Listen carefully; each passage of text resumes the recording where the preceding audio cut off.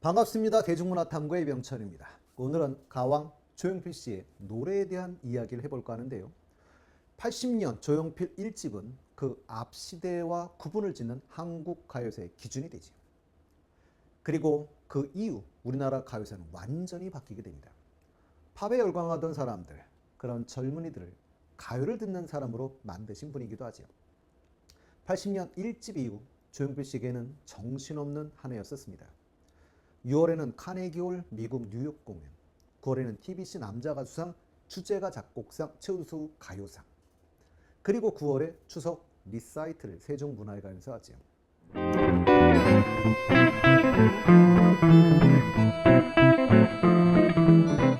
11월에는 서울국제가요제에서 금상, 열창상을 탑니다.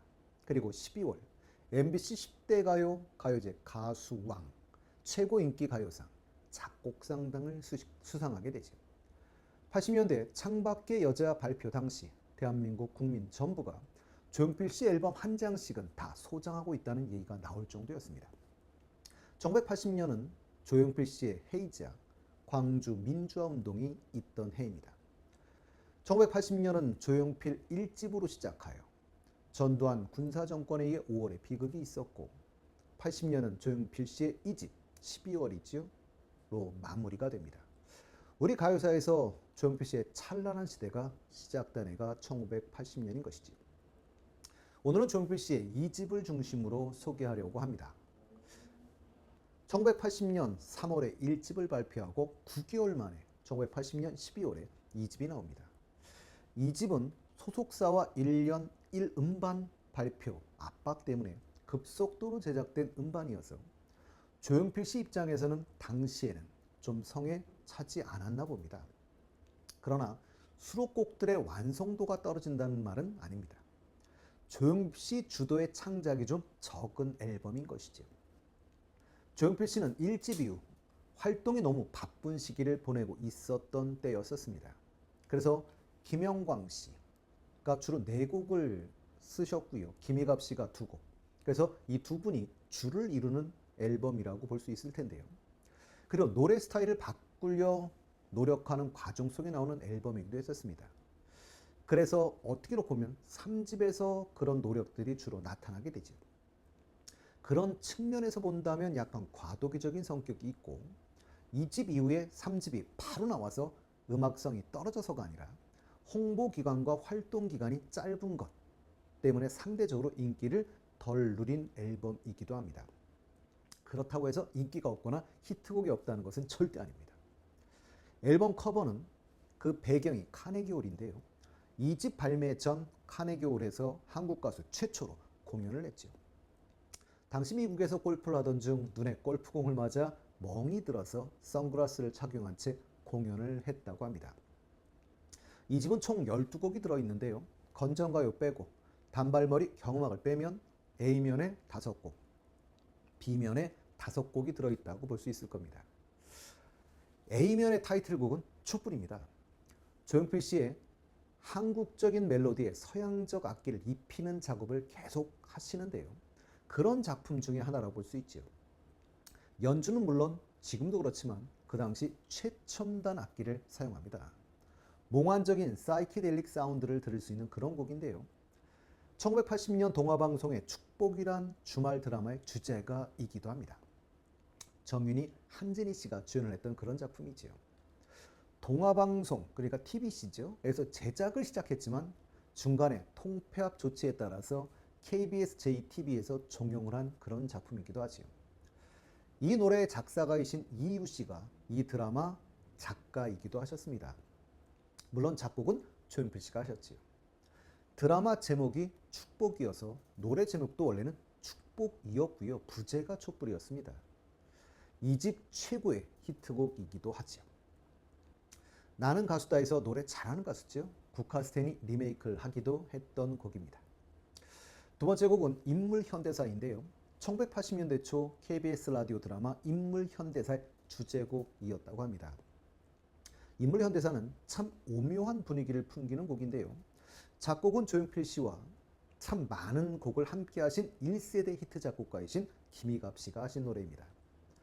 조용필 노래 중엔 대표적으로 킬리만자로의 표범, 그 겨울의 찻집, 바람이 전하는 말, 큐 등을 만든 그런 분이시지요. 조용필 씨 관련해서 뒤에 노래를 소개하면서 계속 나오실 그런 분이기도 합니다.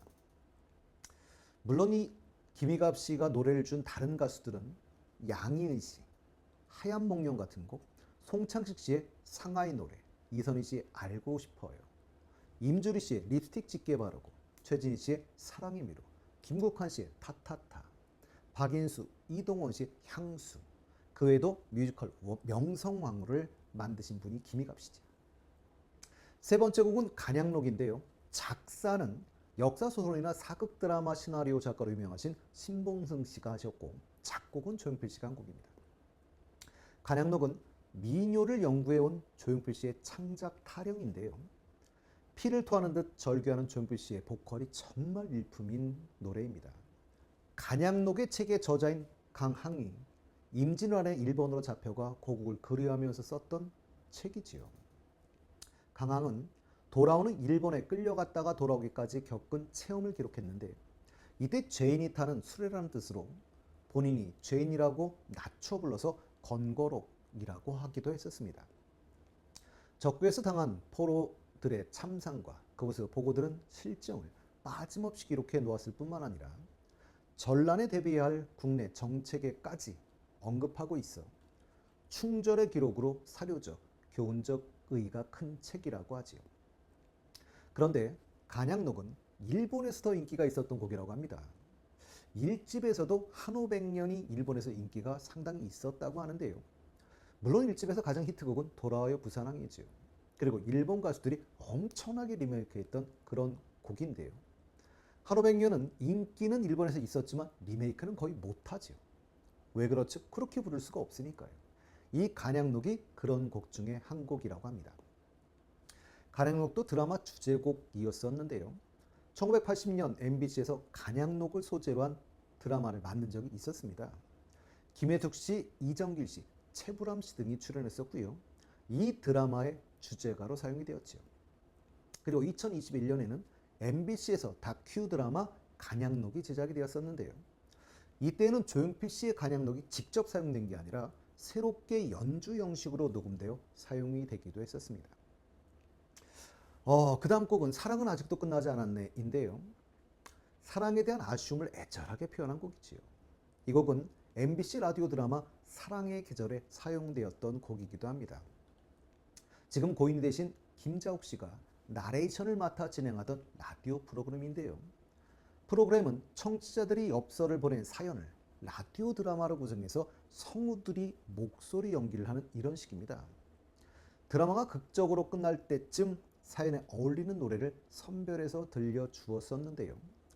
일주일 동안 사연 하나가 한 편의 드라마로 구성되어 방송이 될 때 동일한 노래를 계속 틀어주었던 것이죠. 한 청취자가 보낸 사연으로 여고생의 짝사랑을 다룬 실화였었는데요. 이때 조용필 씨가 혼신의 힘을 다해 애절하게 부르는 아직도 사랑은 끝나지 않았네가 나왔었다고 합니다. 이 곡은 사실은 알리 씨가 리메이크하기도 했었고요. 이 알리 씨는 리쌍의 히트곡 내가 웃는 게 아니야, 발레리노의 피처링으로 참여하면서 이름을 알린 가수고, 요즘은 사실 KBS 불후의 명곡과 MBC 복면가왕 등 이런 경연 프로에서 실력을 입증한 가수이기도 하지요. 다음 곡은 세월인데요. 김중순 씨가 작사하고 김희갑 씨가 작곡을 한 노래입니다. 김희갑 씨는 앞에서 제가 간단히 소개를 해드렸고 앞으로도 소개하게 될 텐데요. 작사가 김중순 씨는 작곡가 김희갑 씨와 많은 작품을 하신 그런 분이지요. 조용필 씨 1집의 잊혀진 사랑을 작사하셨고, 롯데 자이언트의 정체성처럼 여겼던 부산 갈매기의 작사가이기도 하십니다. 이외에도 채원 씨와 주로 일을 하셨고요. 들고양이들 노래도 만드셔서 난 정말 몰랐었네, 15야 이런 노래 작사를 하신 분이기도 하지요. A면 마지막 곡이지요. 사실은 경음악으로 들어가 있는 노래가 단발머리인데요. 오리지널에 신디사이저 편곡이 더욱 추가되어 신선함을 느낄 수 있는 곡입니다. 그러나 LP와 카스테이프에만 수록이 되어 있고 1999년 발매된 CD에는 수록되어 있지 않습니다. 대신에 거기에는 직접 부르신 동요 오빠 생각이 들어가 있죠. 비면 첫 번째 곡은 외로워 마세요지요. 박건호 씨 작사, 김영광 씨 작곡인데요. 박건호 씨는 조용필 씨의 4대 작사가 중 한 분이시고요. 이건 제가 따로 한번 정리를 해봐야 할 것 같습니다. 김영광 씨는 대한민국 대중음악 히트곡 메이커 원조 가운데 한 분이시죠. 자, 이 앨범에서도 4곡 외로워 마세요, 뜻밖의 이별, 잊기로 했네, 만나게 해주를 작곡하셨고요. 이외에도 키보이스의 정든배, 남진 씨의 울려고 내가 왔나, 나훈아 씨의 사랑은 눈물의 씨야, 이수미 씨의 여고 시절, 들고양이들의 마음 약해서, 강승모의 무정브루스, 태진아 씨의 선의의 가방, 미안미나의 노란 손수건, 거울도 안 보는 여자, 추현미 씨의 잠깐만, 짝사랑, 또 만났네. 정말 주옥 같은 히트곡을 내신 분입니다. 비면 두 번째 곡은 뜻밖의 이별인데요. 이 곡은 디스코 리듬에 트로트를 조합한 이런 퓨전 곡이지요. 뜻밖의 이별이나 만나게 해주 같은 곡은 그 시대적으로 악기 시장의 전 세계적인 변화, 전자 악기 등으로 바뀌던 그런 시기였었는데요. 멜로디는 트롯적인 성향인데 편곡이나 악기는 펑키한 사운드를 사용해 이질적이면서도 재밌는 곡이라고 할 수 있습니다. 전 세계적으로 밴드에서도 주된 악기가 기타에서 신디사이저로 넘어가는 시기였고, 그래서 신디사이저를 많이 사용한 그런 곡이기도 하지요. 이 곡은 정두수 씨 작사, 김영광 씨가 작곡한 곡이고요. 정두수 작곡가는 이 앨범에서 뜻밖의 이별이나 잊기로 했네, 만나게 해줘 세 곡을 작사하셨지. 근데 정두수 씨는 이외에도 이미자 씨의 흑산도 아가씨, 남진의 가슴 아프게, 나훈아 씨의 물레방아 도는데, 문주란 씨의 공항의 이별, 정훈우 씨의 그 사람 바보야, 은방울 자매의 마포종점 등 3,500곡을 작사하신 분이기도 합니다. 비면 세 번째 곡은 잊기로 했네인데요. 동요와 성인 강요의 퓨전 곡이지요. 원래는 제목이 단념이었다고 합니다. 근데 너무 어렵다고 해서 쉽게 바뀐 거라고 합니다. 이 곡도 정두수 작사, 김영광 씨 작곡의 그런 곡이고요. 이 곡도 신디사이저를 활용해 색다른 질감을 만들어낸 곡이라고 평가를 받습니다. 자, 비면 네 번째 곡은 슬픈 미소인데요. 작사가는 소설가이신 유현종 씨가, 작곡은 조용필 씨가 한 곡이지요. 유현종 씨는 역사소설가지요. 그분 작품이 SBS 연개소문, KBS 대조영 이런 작품들이 있습니다. 그리고 조용필 씨가 해금되고 나서 대한극장에서 리사이틀 했을 때 그때 테마 뮤직으로 나왔던 나의 길, 여기에 작사도 하신 분입니다. 우리가 아는 1집 바로 전 앨범이었던 거지. 이분에 대한 것은 조용필 씨 일화를 다루면서 두 분 이야기를 더해 드리도록 하겠습니다. 오늘의 마지막 곡입니다. 만나게 해주인데요. 선율은 트로트이지만 편곡은 댄스 뮤직이지요. 이 노래에는 위대한 탄생의 기타리스트인 곽경욱 씨와 베이시스트 김택환 씨의 연주가 돋보이는 곡이기도 합니다. 오늘까지 제가 2집에 대해 한번 알아봤고요. 다음 시간에는 3집에 대해서 이야기를 해보도록 하겠습니다.